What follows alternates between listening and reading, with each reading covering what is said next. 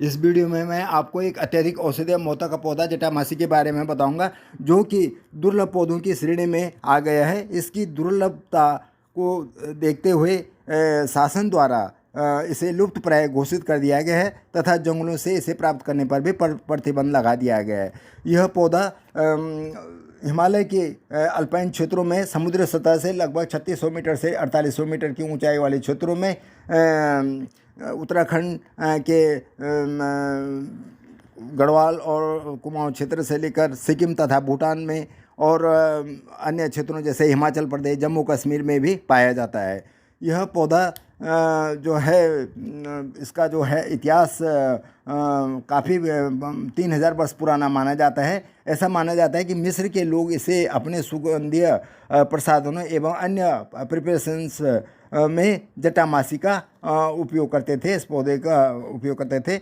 और इसके अलावा जो है, इसका जिक्र सोलोमन के गीतों में भी किया गया है। अपने औषधीय गुणों के कारण इसे यूरोप में पाई जाने वाली महत्वपूर्ण औषधीय वनस्पति वेलेरियाना का सर्वश्रेष्ठ विकल्प माना जाता है इसे। और इंडिया में जो है foundation for revitalisation of local health and tradition Bangalore द्वारा इस पौधे को जो है top 20 plant, India top 20 Indian medicinal plants में स्थान दिया गया है। जटामासी का पौधा जो है एक लगभग 1 से 1.5 फीट तक ऊंचाई प्राप्त करने वाला बहुवर्षीय पौधा होता है। इस पौधे की जो है राइजोम, जो काष्ठीय राइजोम होती है और जिसके साथ साथ जड़ें लगी रहती हैं। ये राइजोम जो हैं भूत की जटाओं जैसी जड़ों वाला, इसको इसीलिए जाना जाता है भूत की जटाओं वाला राइजोम, क्योंकि इसमें बहुत सारी जड़ें लगी रहती हैं, जड़ें निकलती हैं राइजोम से, जो कि काष्ठीय राइजोम होता है मेन, और उससे जो काफ़ी जड़ें होती हैं। और इसके पत्ते जो हैं लगभग 6 से 8 इंच तक लंबे तथा लगभग 1 इंच तक चौड़े होते हैं, जिन पर जो है कि विंस दिखती है। और इसको जो है, इसमें डंडियों पर जो है, इसमें टॉप में जो है सफ़ेद या गुलाबी रंग के छोटे फूल आते हैं गुच्छों में, एकदम टर्मिनल पोजिशंस में। और जटामासी में खासकर जून जुलाई में जो है जटामासी के पौधों पर फूल आते हैं तथा सितंबर अक्टूबर में इनमें बीज बनते हैं। और रासायनिक संरचना के अनुसार जटामासी के राइजोम्स में जो है जेटामेंसोन, लूपियोल और जटामांसिनोल, एंजेलिसिन, डाइहाइड्रोस, सामसिन, अल्कोहल, टर्पेन्स, जटामासिक अम्ल या एसिड और एक्टिनिडीन, एंजेलिक एल्कलॉइड्स आदि पाए गए हैं इसमें। जटामासी के औषधीय उपयोग के बारे में मैं बताऊंगा आपको कि राइजोम तथा इसकी जड़ें ही मुख्य तरह औषधीय काम हेतु प्रयोग में लाई जाती हैं। भारतवर्ष में इसका उपयोग सदियों से लगभग 3000 ईसा पूर्व या 3000 वर्ष ईसा पूर्व से इसका प्रयोग किया जाता रहा है। तथा परंपरागत यह चिकित्सा, परंपरागत जो ट्रेडिशनल सिस्टम है हमारा, उसमें पद्धतियों में भी जटामासी ने अपनी जो है योग्यता दी है। इसके अलावा औषधीय पौधों जैसे मॉडर्न सिस्टम और यूनानी पद्धति में भी जटामासी की काफ़ी उपयोगिता दी गई है। और इसका जो मुख्य उपयोग जो है मेडिसिनल पॉइंट ऑफ व्यू से तंत्रिका तंत्र संबंधी विकारों के निदान में इसका होता है। तंत्रिका तंत्र से संबंधित विकार जैसे हिस्टीरिया, मिर्गी जिसको एपिलेप्सी बोलते हैं, तथा स्त्रियों में मासिक धर्म की अनियमितता अथवा गड़बड़ी के कारण उत्पन्न विभिन्न विकारों के उपचार में जटामासी अत्यधिक प्रभावी सिद्ध हुआ है। और इन स्थितियों में काफ़ी मात्रा में इसका नियमित सेवन करने से तंत्रिका तंत्र यानी नर्वस सिस्टम सुदृढ़ हो जाता है। जटामासी ट्रैंकुलाइजर की तरह भी कार्य करता है। आंतों के दूसरा उपयोग इसका आंतों के कीड़ा के उपचार हेतु भी किया जाता है। आंतों के कीड़ों के उपचार में जटामासी अत्यधिक लाभकारी होता है। बच्चों के संदर्भ में इसे किसी दस्तवार जैसे जलब के साथ दिया जाता है। और इसी प्रकार थ्रेड वॉर्म्स की स्थिति में भी जटामासी की जड़ों से बनाए गए फांट का एनिमा दिया जाना काफ़ी लाभकारी होता है। और स्वास्थ्य संबंधी बीमारियों के उपचार में भी ब्रोंकाइटिस तथा स्वास्थ्य संबंधी अन्य विकारों के उपचार में जटामासी काफ़ी उपयोगी रहा है। अनियमित मासिक धर्म के उपचार में तो मैं पहले बता गया हूँ आपको कि महिलाओं के अनियमित तथा पीड़ादायक मासिक धर्म की स्थिति में जटामासी का सेवन काफ़ी लाभकारी होता है। कष्टप्रद मासिक धर्म की स्थिति में इसका सेवन विशेष रूप से लाभकारी होता है। हृदय की अनियमित धड़कन के उपचार में भी हृदय विकारों से भी में भी ये काफ़ी उपयोगी है। और हृदय रोगों की स्थिति में जटामासी की जड़ का 10 ग्राम पाउडर 50 मिलीलीटर गर्म जल में 4 से 5 घंटे तक भिगो कर रखकर उसके सेवन करने से हृदय के जो है उपद्रव शांत हो जाते हैं, हृदय संबंधी प्रॉब्लम। और निम्न रक्तचाप में यानी लो ब्लड प्रेशर में भी के उपचार में भी जटामासी की काफ़ी उपयोगी है। तथा इसका जो है नाड़ी डूबने संबंधी विकारों में भी इसके सेवन से राहत मिलती है। और बालों से संबंधित रोगों के उपचार में यह इसका बहुत ही जो है एक टॉनिक की तरह एक काम करता है। इसके उपयोग से बाल झड़ना बंद हो जाते हैं, नए बाल उगने लगते हैं तथा बाल काले भी होना शुरू हो जाते हैं। इसकी वजह से कई हेयर शैम्पू तथा तेलों का यह प्रमुख घटक है, एक कंपोनेंट होता है। उपरोक्त के साथ साथ इन जो मैंने बताए हैं कि बाल वगैरह झड़ने और अन्य जैसे स्वास्थ्य संबंधी इन रोगों के अलावा भी इसमें जो हैं गुर्दे से संबंधित विकारों के उपचार में भी यह बहुत ही उपयोगी होता है। इसके अलावा ये आपको एक विशेष जानकारी देना चाहते हैं, वो शुड नॉट यूज़ दिस जटामासी को दवाई औषध के रूप में किसको नहीं लेना चाहिए, खासकर people suffering from the certain allergies and pregnant woman should avoid jatamasi. जिनको बहुत सारी एलर्जियों से, जैसे कोई जो है एलर्जी का एलर्जी ज़्यादा उसमें दिखती है तो उसको नहीं लेना चाहिए, या प्रेग्नेंट वुमन गर्भवती महिलाओं को जटामासी का सेवन नहीं करना चाहिए। तो इस चीज़ का विशेष ध्यान रखना चाहिए। जटामासी की कृषि तकनीकी के बारे में बताऊंगा कि क्यों जटामासी की कृषि, क्योंकि एक तो इसका जो है भारतीयों द्वारा ईसा से कई वर्ष पूर्व औषधीय गुणों इसके गुणों को पहचान लिया गया था, लेकिन वर्तमान में यह पौधा हमारे देश से लुप्त होता जा रहा है, जिसकी वजह से कई जंगलों से लेने पर भी प्रतिबंध सरकार ने लगा दिया है। ऐसी स्थिति में देशीय तथा विदेशीय इंटरनेशनल डिमांड्स की पूर्ति के लिए केवल एक बड़े स्तर पर कृषिकरण ही संभव है। हालांकि इसके कृषिकरण से संबंधित प्रयास अभी अपनी प्रारंभिक अवस्था में हैं, लेकिन फिर भी इसके जो जगह जगह पे जैसे हैप्रिक ने भी HEPRC Garhwal university HNB Garhwal university का एक इंस्टीट्यूट है, उन्होंने भी इसके उगाने की एक कोशिश की है। इसके अलावा सोलन और अदर इंस्टीट्यूट भी इसके जो हैं कोशिश कर रहे हैं उगाने के लिए। तो इसके कृषिकरण की संभावना अभी प्रयास ही किए जा रहे हैं। ये एकदम फाइनल अभी जो है प्रारंभिक अवस्था में कह सकते हैं ये है अभी। इसकी जटामासी की कृषि तकनीकी के बारे में इसके जो है मुख्य राइजोम तथा जड़ों की प्राप्ति के लिए इसकी खेती की आवश्यकता है, क्योंकि इसकी जो है जड़ें जो है अगर हम 3-4 साल के फसल के रूप में अगर के बाद लें तो इसकी जो है काष्ठीय जड़ें तभी विकसित हो पाएंगी। इसलिए यह लगभग 3 साल की इसकी जो है खेती के संदर्भ में मैं इस बात करूंगा कि वैसे तो पहले साल के बाद भी इसकी जड़ें ले सकते हैं, लेकिन 3 साल के बाद लेंगे तो हम उसको जो है काफ़ी रोबस्ट उसे जो है हार्वेस्टिंग के दौरान जो है जड़ें काफ़ी वो होंगी भारी और काष्ठीय जड़ें मिलेंगी।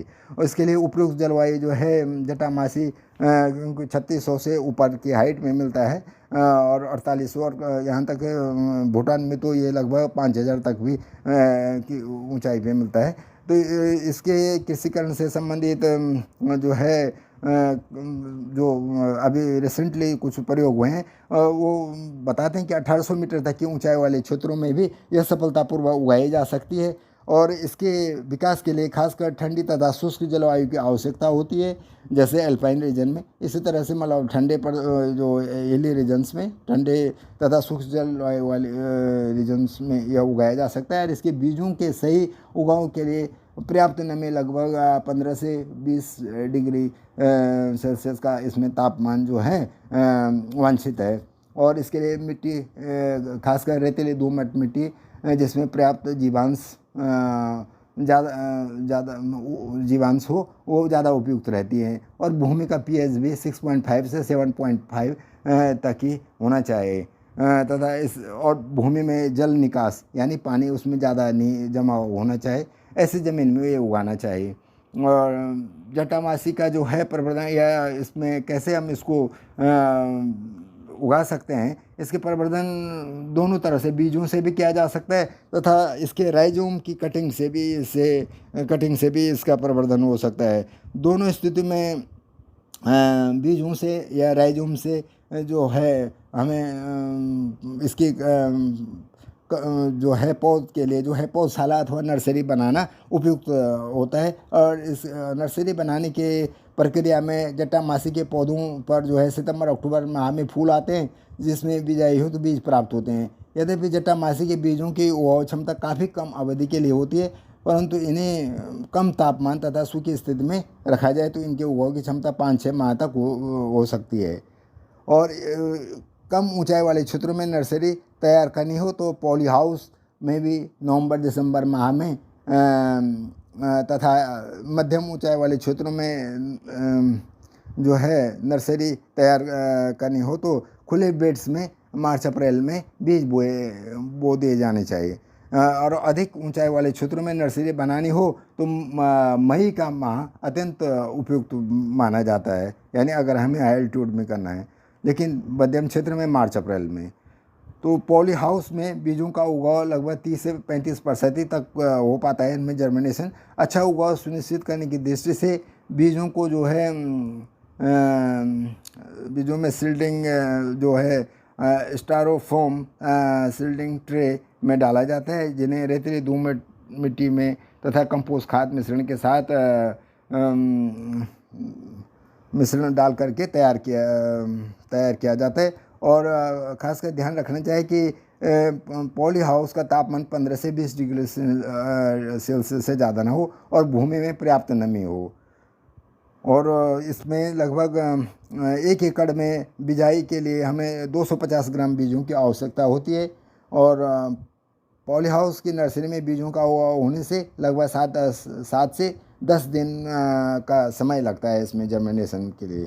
राइजोम और जड़ों से अगर रोपण करना हो तो बीजों के स्थान पर जटामासी की जड़ों का यानी राइजोम का कटिंग से भी हम नर्सरी निर्माण हेतु नर्सरी में उगा सकते हैं। इस विधि से नर्सरी बनाने में जटामासी के पुराने पौधों की जड़ों यानी राइजोम को काटकर इन्हें नर्सरी में स्थापित कराया। जड़ों तथा राइजोम का रोपण मई माह में किया जाता है तथा अक्टूबर माह में भी किया जा सकता है, एक तो मई में या दूसरा अक्टूबर में। वैसे राइजोम से नर्सरी बनानी है तो अक्टूबर-नवंबर का माह का समय ज़्यादा उपयुक्त रहता है। और मुख्य खेत में पौधों का इसके बाद जब नर्सरी बन जाती है कटिंग्स वगैरह से तो मुख्य खेत में इनको रोपित किया जाता है। मुख्य खेत में रोपण करने से पहले बीजों तथा राइजोम के टुकड़ों पर जब पत्तियां आ जाती हैं तो उन्हें खेत में रोपित करना चाहिए।